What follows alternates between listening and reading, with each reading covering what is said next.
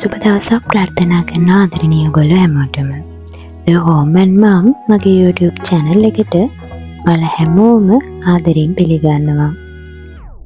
ඉතින් කොහොමද ඔයාලට? හැමෝම හොඳින් ඉන්නවා නේද?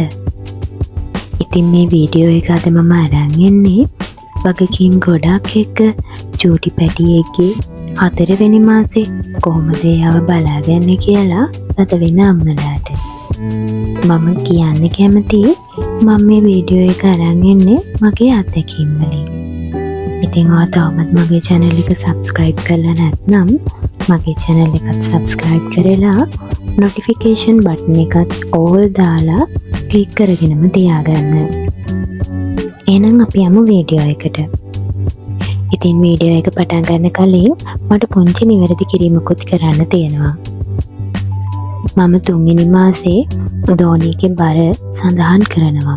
හැබැයි මම ඒ 2 වෙනි මාසෙට අදාළ දෝනිගේ බර තමයි එතනදී සඳහන් කරලා තියෙන්නේ. ඒකට මම හැමෝගෙම සමාව ඉල්ලනවා.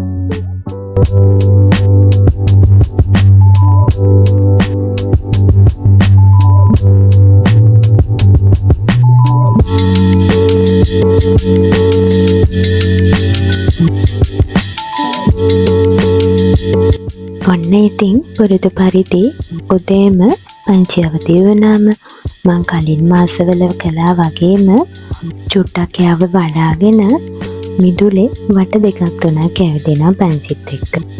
දැන් මම පංචිට කුරුළු සද්ද, ලේන් සද්ද අහන්නත් පුංචි වෙලාවක් දෙනවා. වැස්ස දවසක් නම් කාමරේ ඇඳේ තියලා ජනෙල් ඇරලා පොඩ්ඩක් එළිය බලාගෙන ඉන්න දෙනවා. පැංචිට මේ වෙද්දි හිස කෙලින් තියාගන්න පුළුවන්. ඒ වගේම පැංචි මේ වෙද්දි මාව පැංචිගේ තාත්තව හොඳට අඳුනනවා. මගේ අම්මා මේ වෙද්දි නම් මහගෙදර ගිහින්. දැන් ඉතින් පැංචිව බලාගන්නේ ගෙදර හැමදේම කරගන්නේ අපි දෙන්න කිව්වේ මගේ මහත්තයයි මායි. ඉතින් මේ වෙද්දි හරිනම් පැංචිගේ කන විදින්න ඕනේ. කම්පෙත්ත ඝන වෙන්න කලින් පැටියගේ කන විදින්න ඕනේ. නැත්නම් පැටියට ගොඩාක් රිදෙනවලු කල් යන්න. ඒත් අපිට ඒක කරගන්න බැරි වුණා. මේ වීඩියෝ එක බලන අම්මලාට මම කියන්නේ ඔයාට ඉන්නේ දෝනියෙක් නම් තාමත් එයාගේ කන විදලා නැත්නම් අනේ මේ මාසේ අනිවාර්යෙන්ම කන විද ගන්න. එයාට ගොඩාක් රිදෙනවා තව පහු වෙනකොට. පවුනේ පුංචි පැටවුන්ට රිදන්නේ. පැංචිගේ ටමි ටයිම් එකේ එයා විනාඩි 15ක් වගේ මුණෙන් අතට තියලා තියෙනවා මම. දැන් නම් පැංචි මුණෙන් අතට ඉන්න වෙලාවට වැඩි වෙලාවක් ඔළුව උස්සගෙන ඉන්නවා. මහන්සි වුණාම ඔළුව බිමින් තියා ගන්නවා. මේ දවස්වල පැංචි අතට හසු වෙන හැම දෙයක්ම තදට අල්ලගන්න උත්සාහ කරනවා. හැබැයි මම දැකපු දෙයක් තමයි මූණට ඒක ලං කරගද්දි එයා ඇස් දෙක ගැන පරිස්සම්. ඇඟේ වදින්න වගේ යද්දී ටක් ගාලා ගැස්සෙනවා. සහ ඇස් පොඩ්ඩක් පිය වෙනවා ඒ වෙලාවට. ඒ වගේම එයාට පෙනෙන චලනයන් දෙස හොඳින් බලාගෙන ඉන්නවා. ඒක මම දැකපු දෙයක්. දැන් දෝරේ ගොඩාක් තදපාට දේවල් දෙයා හොඳට බලාගෙන ඉන්නවා. ඒ වගේ ශබ්ද පිට කරනවා. එයා තනියම කතා කරනවා. මාත් එක්කත් සෑහෙන වෙලා හරියට කතා කරනවා. ගොඩක් මෙයාගේ කතාව වැඩි වෙන්නේ බ්‍රෙස්ට් ෆීඩ් කරලා එයාගේ බඩි ෆුල් වෙලාවට. මේ දවස්වල එයා ගොඩාක්ම අත කටේ දාගෙන ඇඟිලි උරනවා. මේ වගේ මෙයාගේ වම් කකුලත් කටේ දාගන්න උත්සාහ කරනවා. ටෝනි මීට කලින් නම් කකුල කටේ දාගත්තේ නැහැ. එයා මේ මාසේ අලුතින්ම කරන්න හදන වැඩේ තමයි ඒක. එයා දැන් කලින්ට වඩා අපි දිහා බලාගෙන hina වෙනවා. අපි කතා කරද්දී ඒ වගේම අපි අත් එක්ක hina වෙද්දී එයාගේ ඉරියව්වල ලොකු වෙනසක් තියෙනවා. දැන් දෝනිගේ පෙනීම ටිකක් වැඩි වෙලා කියලා මට දැනුණා. මම ටිකක් දුරේ තියා දැක්කම අතපය ගහලා පොඩ්ඩක් hina වෙලා මාව අඳුරගත්ත බව දෝනි අඟවනවා. ඒ වගේම දෝනි එයා හැරිලා ඉන්න දිශාවට විතරක් නෙමෙයි ඔලව හර වෙලා ප්‍රතිවිරුද්ධ දිශාව වුණත් බලන්න පැංචිට මේ වෙද්දි පුළුවන්කම ලැබිලා තියෙනවා. මාස 4 වෙද්දී මගේ දෝනි හැම දිශාවකටම එයාගේ පුංචි ඇස් කරකවමින් වටපිට හොඳින් බලනවා. මොකද මේ වෙද්දි පැංචිට කළු සුදු වර්ණ වලට අමතරව තද වර්ණ පේන්න පටන් ගන්න කාලෙනේ. තව මම දැකපු දෙයක් තමයි ධෝනි මේ වෙද්දී කකුල් දෙක මෙට්ටෙට තියලා තද කරමින් පහළට යන එක. පැංචි මමයාව තියෙන විදිහට එහෙමම ඉන්නේ නෑ. පොඩ්ඩක් කකුල් වලට බර දීලා පහළට යනවා. කොට් එකේ උඩින්ම තිබ්බම ටික වෙලාවකින් පැංචි ඉන්නේ කොට් එකේ පහළ කොටසේ. තල්ලු වෙවි ගිහින්. ඉතින් මේ කාලේදී අම්මලා සැලකිලිමත් වෙන්න ඕනි දෙයක් තමයි පැටියට තාම පෙරලෙන්න දඟලන ලුකුට පරි වෙන්න පුළුවන්. හැබැයි කකුල් වලට බර දීලා පහළට යන එක. ඇඳක එහෙම පැටියව තියෙනවා නම් එහා ඉන්න ඇඳ බඩේට ආරක්ෂාවට මොනහරි තියන්න. ඇඳේ හරහට දරුවව තියෙනවා නම් ළඟින්ම ඉන්න අමතක කරන්න එපා. ඒ වගේම අත් කකුල් හොඳට ගසන නිසා බබා ඉන්න අවට ආරක්ෂිතව තියන්න අමතක කරන්නත් එපා. කන රෙද්දක්වත් බබා ළඟ තියන්න එපා.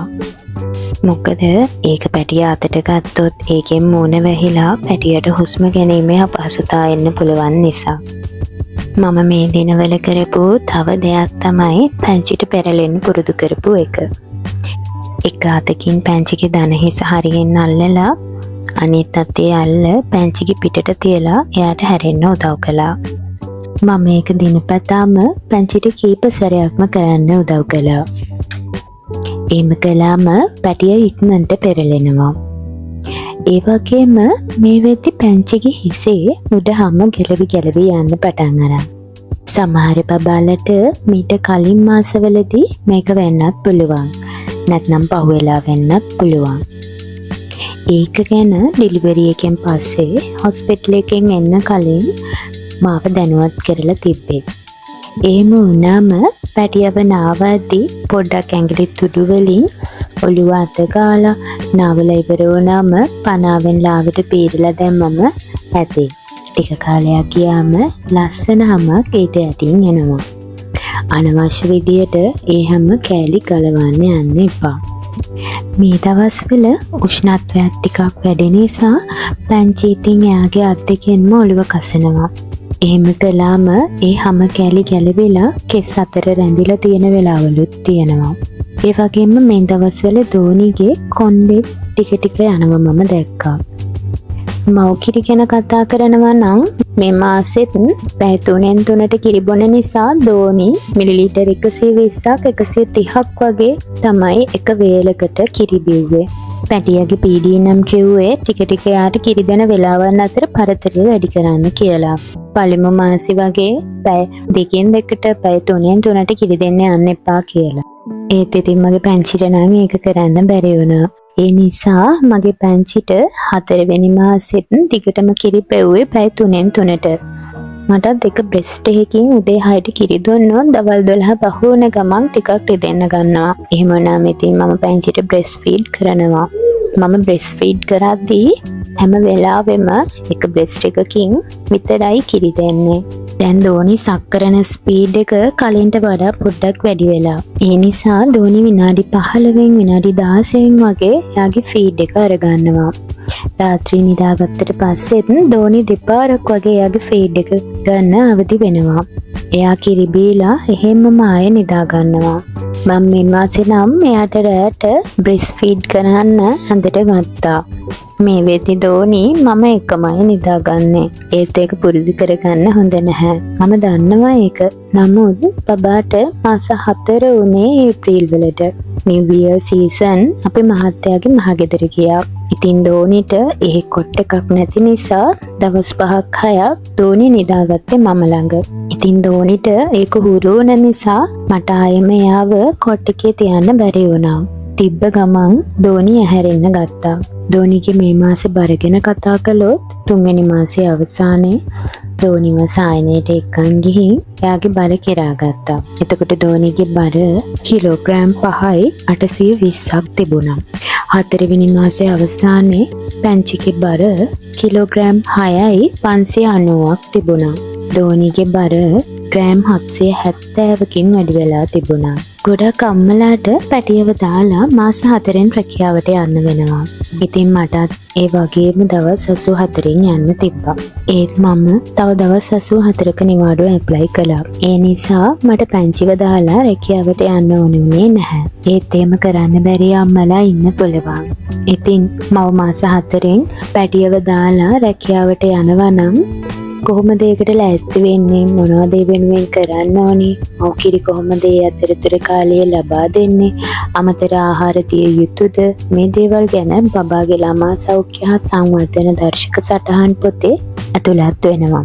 තව අම්මලාට පුළුවන් බබාගේ ඩොක්ටර් එක්ක නැත්නම් PD ගෙන් එහෙමත් නැත්නම් මිඩ්වයිෆ් මිස්ගෙන් අහලා දැනුවත් වෙන්න. ඉතින් මේ මාසේ අවසානයේ බබාව සායනයට එක්කන් ගියාම එයාට දෙවන මාසේ විදපු එන්නත්වල දෙවන මාත්‍රාව විදිනවා. දෙවන මාසේ උණ ගත්තනම් බබාට 4 වෙනි මාසෙත් උණ එන්න පුළුවන්. ඉතින් එන්නත් කරනෙන් පස්සේ මම පැංචිව ගෙදර එක්කන් ආවට පස්සේ කලේ උෂ්ණත්වය බලලා පැන්ඩෝල් සිරප් එයාගේ වයස අනුව පෙව්වා. මොකද දෙවන මාසේ පැංචිට උණ ගත්තනේ. ඒ නිසා මට 4 වෙනි මාසේ පැංචිට උණ ගත්තත් ඉක්මනින් සනීප කරගන්න පුළුවන් වුණා. මේ මාසෙත් පැටියත් එක්ක කරන්න පුළුවන් ක්‍රියාකාරකම් ගොඩක් ගැන විස්තර පැටියගේ ළමා සෞඛ්‍ය හා සංවර්ධන සටහන් පොතේ විස්තර කරලා තියෙනවා. අම්මලාට ඒක බලලා පැටියා එක ගොඩාක් දේවල් කරන්න පුළුවන් එයාගේ සංවර්ධනය වෙනුවෙන්. මේ මාසෙත් දිනපතා කරපු දෙයක් තමයි බබාට කණ්ණාඩියත් එක්ක තමන්ගේ රූපේ බලලා hina වෙන්න, කෝලම් කරන්න, කණ්ණාඩියේ පේන තමන්ගේ රූපෙට කතා කරන්න. මේ මාසෙත් මම පැංචිට අවස්ථාවක් දුන්නා. ඉතින් හැමදාම පැංචිව කණ්ණාඩිය ළඟට අරන් යනවා.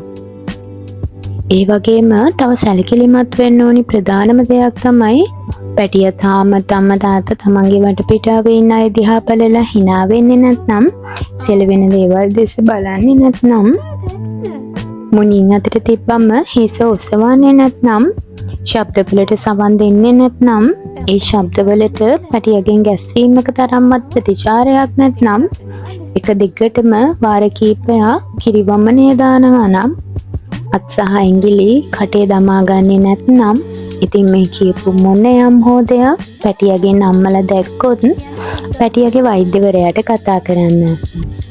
ඉතින් අදත් මගේ වීඩියෝ එක බලපු ඔයාලට ගොඩාක් ස්තුතියි. එහෙනම් මගේ වීඩියෝ එකට ලයික් එකක් දාලා ඔයාලගේ අදහස් තියෙනවා නම්, මීට වඩා මම නොකියපු අත්දැකීම් ඔයාලට තියෙනවා නම් කමෙන්ට් එකකුත් දාගෙන යන්න.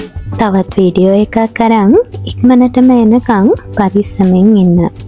ආදරෙයි හැමෝටම.